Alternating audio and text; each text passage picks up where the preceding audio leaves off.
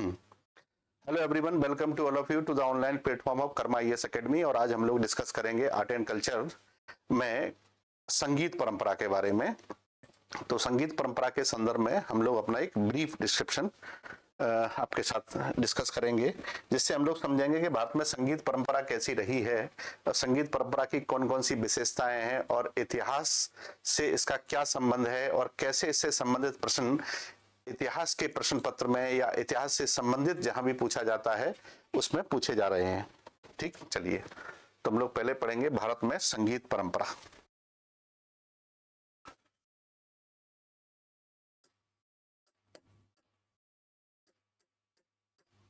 भारत में संगीत परंपरा का पहले हम लोग इतिहास पढ़ेंगे।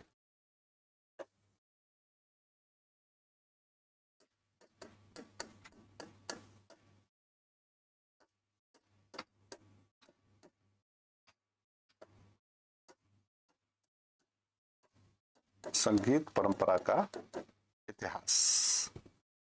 तो भारत में संगीत परंपरा का जो इतिहास है वो हमको कहां से मिलता है? वैदिक काल से ही मिलता है। तो जो वैदिक पीरियड है वहां से हमको संगीत के बारे में जानकारी मिलती है। फिर संगम जो पीरियड है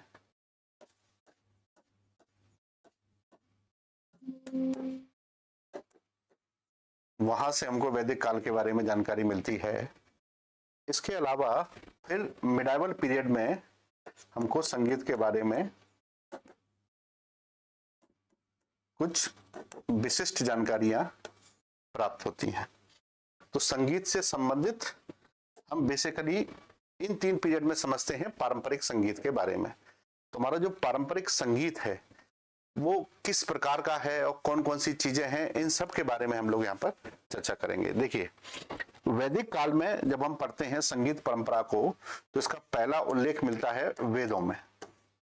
और वेदों में भी देखेंगे तो सामवेद का जो उपवेद है गंधर्व वेद,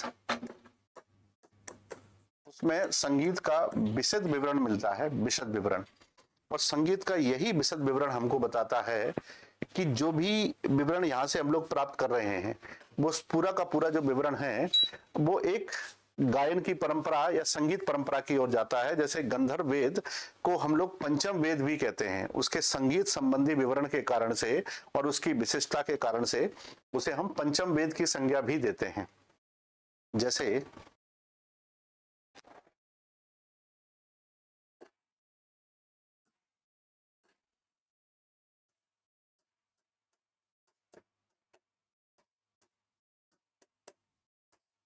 वैदिक काल।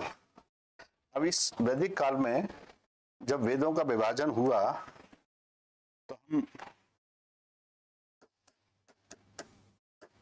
ऋग्वेद को भी पढ़े, सामवेद को भी पढ़े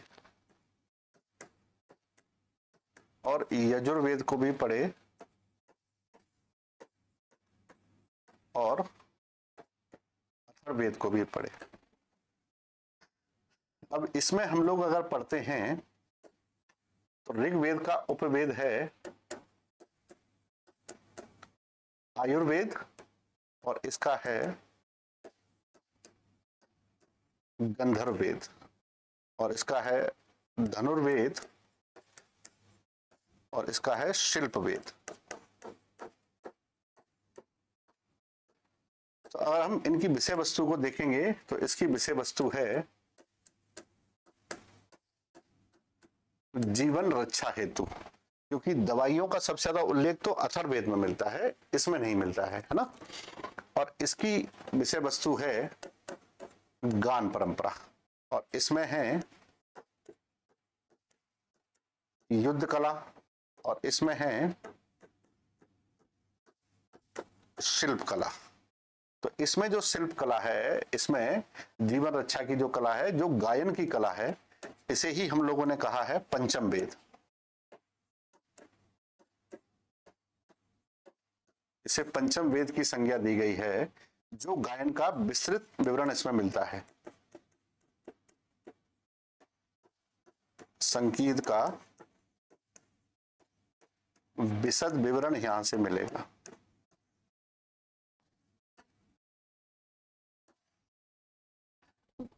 सामवेद से। तो सामवेद का जो उपवेद है उसे हम लोगों ने पंचम वेद की संज्ञा दी है। इस तरह से भारत में संगीत की परंपरा निकली। और जब हम वैदिक परंपरा से और पहले की बात करेंगे तो हड़प्पा काल में भी हमको एक बहुत सारे हिरण के सींग का बना हुआ एक छेदों वाला एक पाइप जैसा मिलता है, सींग की बनी हुई आकृति मिलती है। ऐसा कयास लगाया जा सकता है कि उसका प्रयोग बांसुरी के रूप में या किसी भी वाद्य यंत्र के रूप में किया जाता रहा होगा। तो ऐसा भी कयास उसमें हम लोग यहाँ से लगा सकते हैं। ठीक, और ये कयास ही लगाया गया है। जैसे हड़प्पा से हमको नृत्य कला के बारे में मिला है, ऐसे ही हमको संगीत की कला के रूप में वहां से एक बाजा मिला है जिसे हम बांसुरी के रूप में प्रयोग करते रहे होंगे। वेदों में और भी बहुत सारी चीजों के बारे में जानकारी मिलती है संगीत से संबंधित। जैसे वेदों में भेरी, ठीक, दुदुम्भी और वेणु, वेणु यानी कि बांसुरी, ये जानकारी हमको वेदों में मिलती है। वेदों में संगीत से संबंधित पर्याप्त चीजों का उल्लेख मिलता है। इससे हम लोग ये कयास लगा सकते हैं कि वैदिक काल में संगीत परंपरा समृद्ध रही थी, उसमें कुछ भी ऐसा नहीं था कि वो समृद्ध ना रही हो। ठीक है, इसके अलावा अगर हम देखेंगे कि संगीत से संबंधित और कौन कौन से ग्रंथ हैं जिन ग्रंथों से हमको संगीत का विशद विवरण प्राप्त होता है, तो उसमें सबसे पहले हमको मिलता है लोचन कवि का राग तरंगिणी, लोचन कवि का राग तरंगिणी, और सारंग देव का संगीत रत्नाकर, है ना, सारंग देव का संगीत रत्नाकर। तो इसको मैं यही लिख देता हूं, नेक्स्ट पेज पर लिख लेते हैं।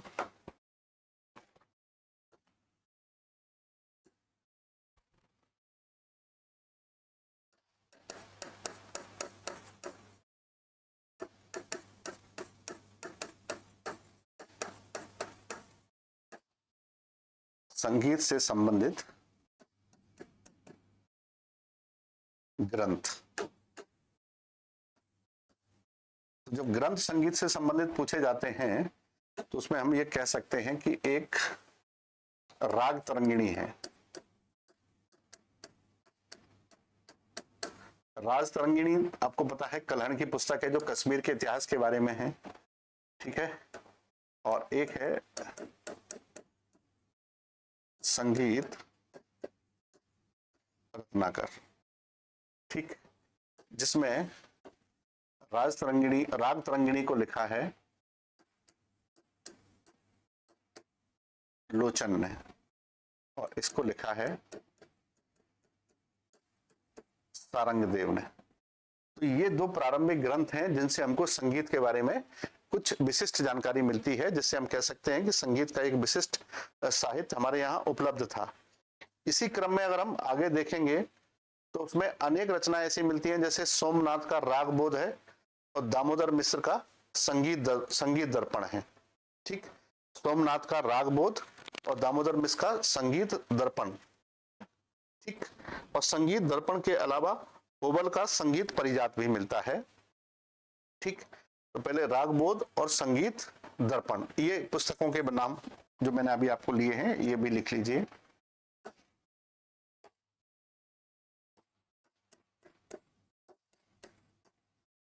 राग बोध,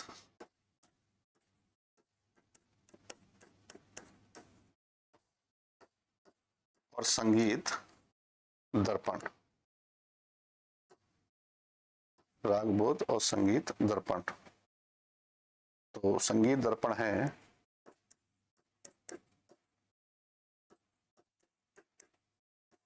दामोदर मिश्र के द्वारा, और राग बोध को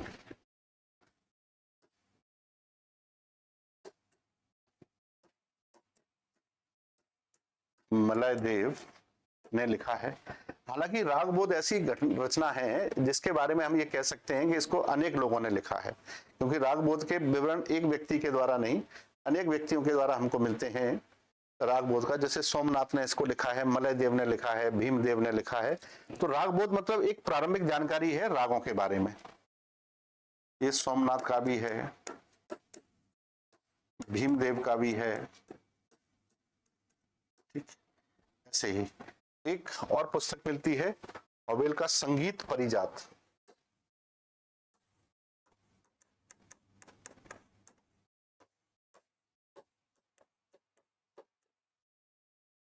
परिजात, इसको लिखा है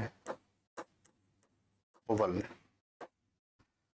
ये संगीत के कुछ ऐसे ग्रंथ हैं जिनके बारे में हमें कुछ जानकारियां होनी चाहिए कि एटलीस्ट इनको, ये 11वीं और 16वीं शताब्दी तक लिखे गए संगीत के ग्रंथ हैं।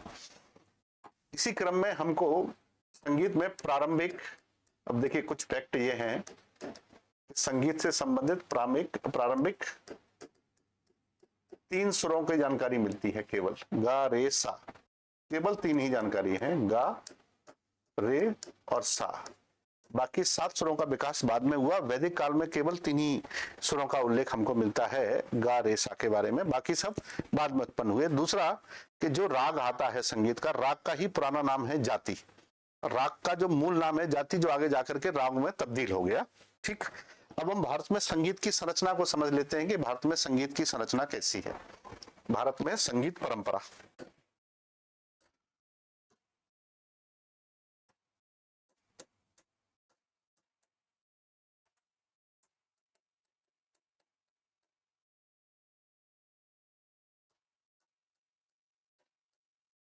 भारत की संगीत परंपरा।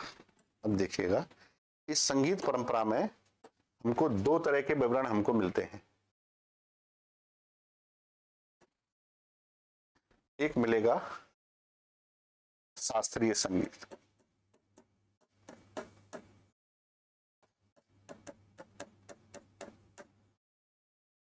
और एक मिलेगा लोक संगीत।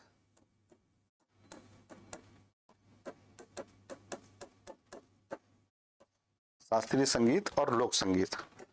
जो शास्त्रीय संगीत की परंपरा है, इसके 2 स्कूल हमको मिलते हैं बड़े बड़े। एक है हिंदुस्तानी शास्त्रीय संगीत,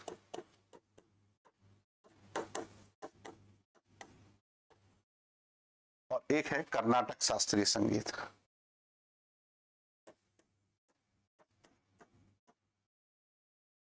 तो ये 2 इसके घराने हैं, और दोनों में ही विशेषताएं हैं। क्या विशेषताएं हैं कि हिंदुस्तानी जो संगीत है, इस पर अरबी, तुर्की और फारसी ये प्रभाव दिखाई देता है, लेकिन ये शुद्ध भारतीय शैली है।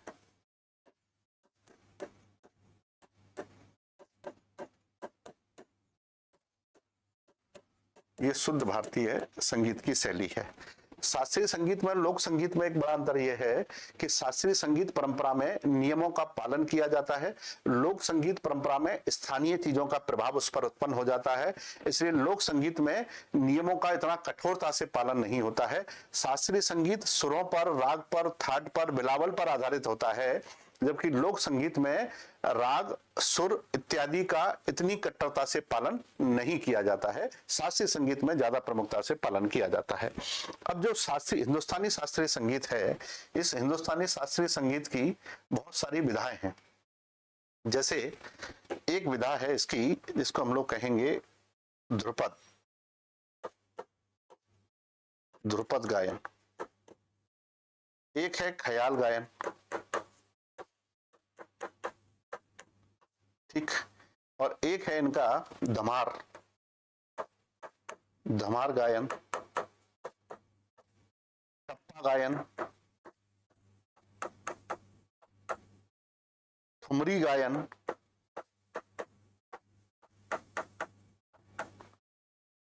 और तराना गायन। ठीक, ये इनकी विधाएं हैं। किसकी हैं? ये हिंदुस्तानी संगीत की विधाएं हैं। ऐसे ही कर्नाटक संगीत में भी विधाएं हैं, जैसे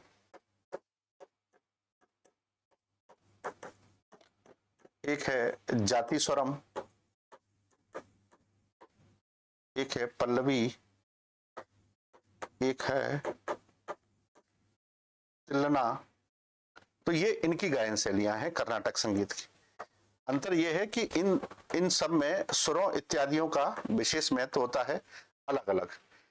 यहाँ के वाद्य यंत्र अलग होंगे और यहाँ के वाद्य यंत्रों को अलग प्रकार से देखा जाता है कि इसके वाद्य यंत्र और इसके वाद्य यंत्रों में बहुत अंतर देखने के लिए मिलता है हमको। ठीक है, जैसे मैं आपको थोड़ा सा इसके बारे में बता दूं, तो यहाँ आप ये देख सकते हैं कि जैसे ध्रुपद गायन शैली है, ध्रुपद, इस गायन शैली के जो जन्मदाता हैं उनको माना जाता है हरिदास को, हरिदास। ठीक, और हरिदास के बाद इसको गाया सबसे पहले गोपाल नायक ने। ठीक, और इसको प्रसिद्धि किसने दिलाई? तानसेन और बैजू बावरा ने। तानसेन बैजू बावरा ने इसको प्रसिद्धि दिलाई। ध्रुपद गायन की जो शैली है इसको बानी कहा जाता है, बानी। ठीक, और जो ख्याल गायन है इसके जन्मदाता हैं अमीर खुसरो। ठीक है, इसके अलावा इसको नियामत खान ने सबसे अधिक पॉपुलर बनाया, नियामत खान ने इसको सबसे अधिक पॉपुलर बनाया। खुसरो को सितार और तबला, इन दोनों के आविष्कारक के रूप में भी जाना जाता है। कई जगहों पर यह मिलता है। ख्याल को सरकी शासकों ने विकसित किया था, ख्याल गायन को।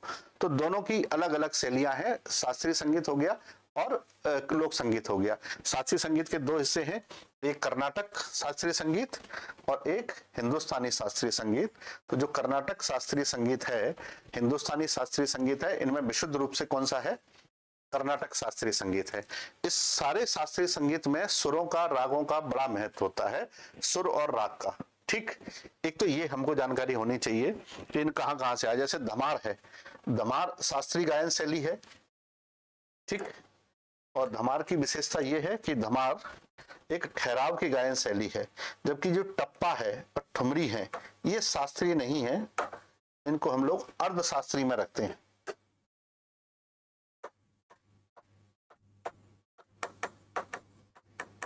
ये अर्धशास्त्रीय है। ठीक है, इसमें तराना भी है, जो अर्धशास्त्रीय शैलियां हैं वो उनको हम लोग इसमें रखते हैं। और जो टप्पा है ये सबसे जटिल गायन शैली है, जटिल, जिसे रेगिस्तान के जो ऊंट चलाने वाले लोग थे उनको इसका जन्मदाता माना जाता है ना। इसके अलावा कर्नाटक के अलावा यहाँ पर एक सुगम संगीत भी है, एक सुगम संगीत भी है। अब ये जो सुगम संगीत है इसमें भी बहुत सारी शैलियां हैं। जैसे सबसे प्रसिद्ध है इसमें सुगम संगीत में, जैसे कहेंगे दादरा,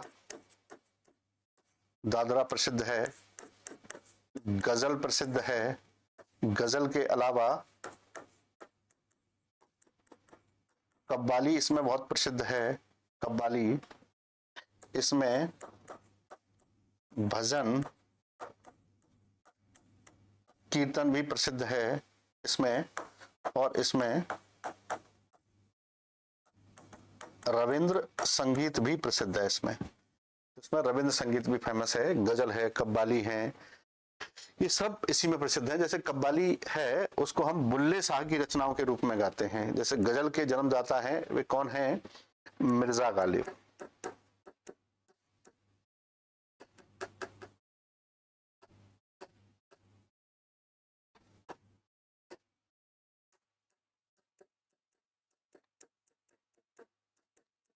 मिर्जा गालिब।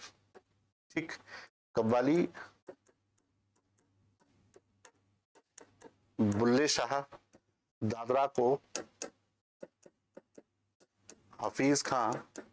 ठीक है, भजन कीर्तन को इसको हम देखते हैं सिख परंपरा से निकले, सिख परंपरा में। रविंद्र संगीत को बंगाल में प्रसिद्धि मिली है सबसे ज्यादा। ये आधुनिकता और प्राचीनता का मिश्रण है। ये हमारे यहाँ संगीत परंपरा के बारे में हमको इतनी जानकारी होनी चाहिए, लेकिन ये संगीत परंपरा की पूरी जानकारी नहीं है, ये ओवरव्यू है संगीत परंपरा के बारे में। क्योंकि भारत की जो संगीत परंपरा है वो अत्यधिक प्रसिद्ध है और उस संगीत परंपरा में कुछ रीतियां भी हैं, जैसे लोक संगीत है। मैंने अभी लोक संगीत के बारे में कोई भी बात नहीं की है ना। लोक संगीत वो है जिस पर स्थानीयता का प्रभाव देखने के लिए मिलता है। मैं यहाँ पर केवल शास्त्रीय संगीत के बारे में आपसे डिस्कस कर रहा हूँ, ठीक है। अब अगर हम इसको आगे देखते हैं इस संगीत परंपरा के, तो हमें इस संगीत परंपरा में गायन और वादन दो तरह की चीजें मिलती हैं। तो गायन हम लोगों ने समझा, ठीक है, वादन भी हम लोग समझेंगे, लेकिन गायन में जिन चीजों का प्रयोग करते हैं उनको हम लोग थोड़ा सा और देख लेते हैं।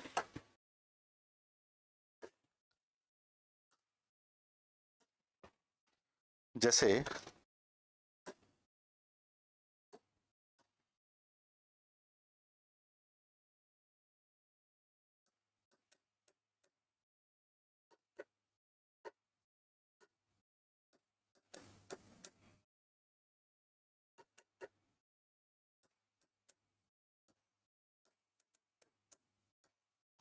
सप्तसुर, इसको हम लोग बहुत डिटेल में नहीं करेंगे क्योंकि इसमें तीन चीजें हैं। कुछ औरव राग भी होते हैं, कुछ सौड़व राग भी होते हैं, कुछ संपूर्ण राग भी होते हैं। औरव राग में हम 5 स्वरों का यूज करते हैं और सौड़व राग में हम 6 स्वरों का यूज करते हैं और संपूर्ण राग में हम लोग सारे स्वरों का यूज करते हैं, जो हमारे पास कितने हैं, 7 हैं। और उन 7 को हम लोग कैसे समझेंगे? सा, रे, गा, मा, पा, धा,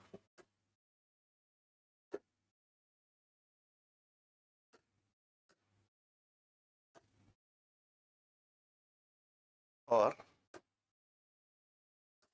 नी। ये 7 सुर है संगीत के। इन्हें हम लोग कैसे जानते हैं? जो सा है उसे हम लोग क्या कहते हैं? सड़ज, ये उसका नाम है, ठीक है। और रा का नाम है ऋषभ, गा का नाम है गंधार, ठीक है, गंधर्व।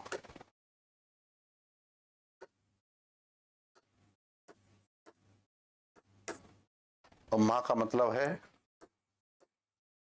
मध्य, पा का मतलब है पंचम, और धा का मतलब है ध्रुवर्त, और नी का मतलब है निषाद। ये क्या हुए? सप्त सुर की व्यवस्था हो गई। इसमें से कुछ सुर ऐसे हैं जो चल हैं, अचल हैं। तो चल अचल के बारे में देखते हैं। तो एक तो पंचम है, इसमें मैंने स्टार बना दिया है, और एक सा। तो ये कैसे हैं? अचल स्वर हैं। इन्हें हम लोग अलग अलग जगहों पर अपने सुर के अनुसार यूज करते हैं कि कहां पर कौन कौन से सुरों का हमको यूज करना है। उस प्रकार से इनके विवरण हमको देखने के लिए मिलते हैं, ठीक है। फिर हम ये भी देखते हैं कि हर स्वर के साथ हमने किसी न किसी देवी देवता को जोड़ा है।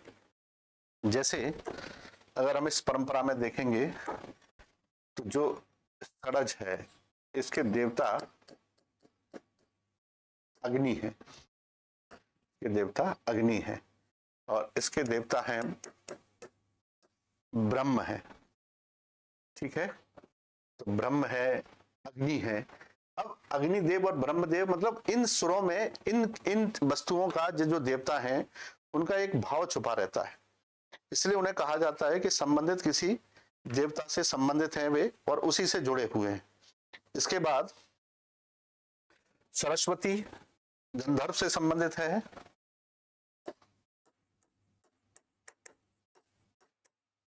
सरस्वती, और मध्य में है विष्णु, यहां पर है गणेश। तो सरस्वती भी है, विष्णु भी है, गणेश है, और इसके बाद है लक्ष्मी, ठीक। तो गणेश भी है, लक्ष्मी है, और यहां पर है सूर्य, सूर्य। तो ये संगीत के 7 सुर हैं। 7 सुरों के अलग अलग देवता भी हैं। हम्म हम्म हम्म एक मिनट, पंचम स्वर में आएगा, यहां आएंगी लक्ष्मी, लक्ष्मी, गणेश और सूर्य। ठीक है, इसके अलावा ये भी देखना है, ये परीक्षाओं में अक्सर नहीं पूछा जाता है, लेकिन ये तो पूछा ही जाएगा कि हम जो जिन रागों को लय बनाते हैं उस लय के तहत जितने भी वे बनते हैं सुर, उन्हें हम किस किस डायरेक्शन में और कब कब गाते हैं। तो सुरों के जो गाने की जो परंपरा है वो अक्सर परीक्षाओं में पूछी जाती है। हम इसमें ये पूछते हैं कि कौन कौन से जो सुर हैं वे कब कब और किस किस क्रम में गाए जाते हैं।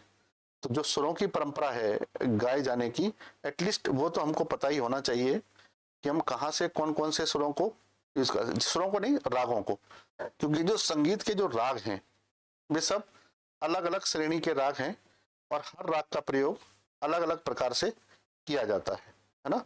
हर राग को जैसे गाने का एक समय होता है, क्योंकि हर राग का एक देवता है, देवता है तो उसका एक समय भी होगा, है ना। जैसे पहले हम ऋतुओं को लिख लेते हैं, उन ऋतुओं का जैसा क्रम होता है, निश्चितता होती है, उसी प्रकार से हम उन्हें गाते हैं।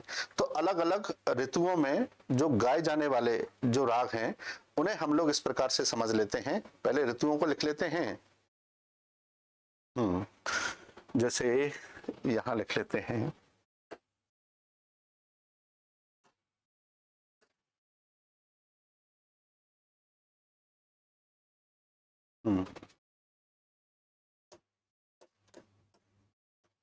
शरद,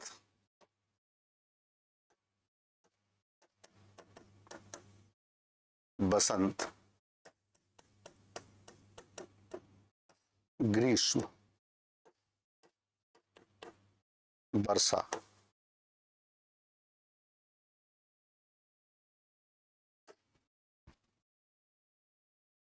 इसके बाद हेमंत और शरद। हेमंत और शरद ये हमारी ऋतुएं हैं जिनका अलग अलग समय पर हमको अलग अलग उल्लेख मिलता है ना। तो शरद है, फिर हेमंत है, सॉरी गलत हो गया,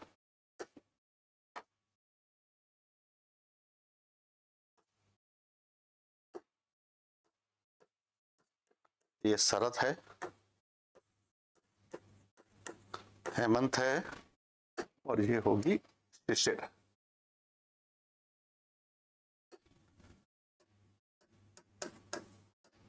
ये होगी शिशिर, ठीक है। और जिन्हें हम लोग जैसे इसे कहते हैं हम लोग प्री विंटर, ये विंटर और ये स्प्रिंग है, इन सब के अलग अलग नाम भी हैं और इन सारी ऋतुओं में अलग अलग रागों का समावेश हमको मिलेगा। जैसे भैरव शिशिर में मिलेगा, हिंडोला मिलेगा, इधर मेघ, मालकुस और श्री। किसको इसको लिख लेते हैं, यहां मिलेगा भैरव, इसमें मिलेगा हिंडोला और यहां मिलेगा दीपक, यहां मिलेगा मेघ मल्हार और यहां मिलेगा मालकोस, यहां मिलेगा श्री। ठीक, इन ऋतुओं को आप लोग पहचानने के लिए इसे लिख लीजिएगा कि